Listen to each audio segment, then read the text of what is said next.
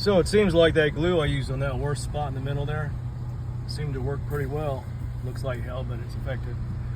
So since my door was broken, it finally, well, it was jacked up because this has been hammered on and bent out those. And if you got a new plate and put it on, I don't think it would do much good since it's actually bent in the blocks where the screws go in. So it wouldn't do any good to get a plate because it would still look like that. It wouldn't be damaged where it was hit or pried or whatever the hell they did. And this, it was on here, just mainly on that one side.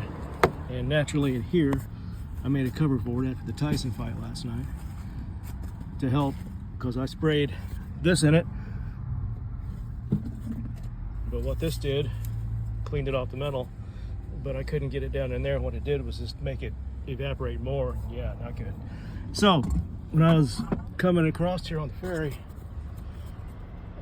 I was worried about driving my vehicle the other day on the interstate because I had trouble in a few spots. Well, it comes to find out that this stuff here, when I was cleaning it, that things started to merge and melt, kind of like some kind of hallucinatory fucking effect.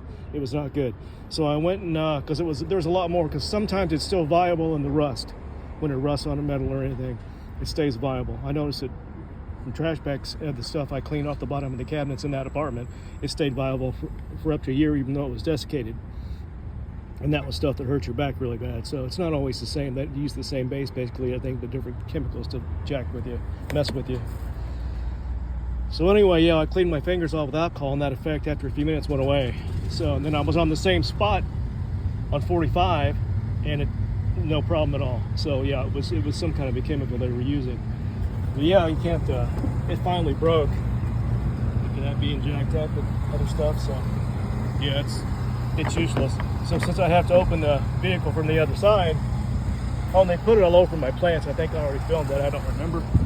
So I had to cut most of my plants off to get all the shiny, plasticky looking stuff off of them. So I was leaning on this, so I have to open the door from the inside now, over there. I was leaning on this, and of course it broke all the way across. That was the worst spot, but it had cracks like this all over it.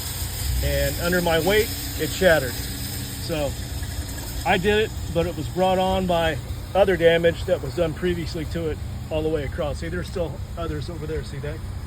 They cracked it all the way across. And that was right before I was leaving those apartments. So I'm gonna try to glue that. I don't even know if I can.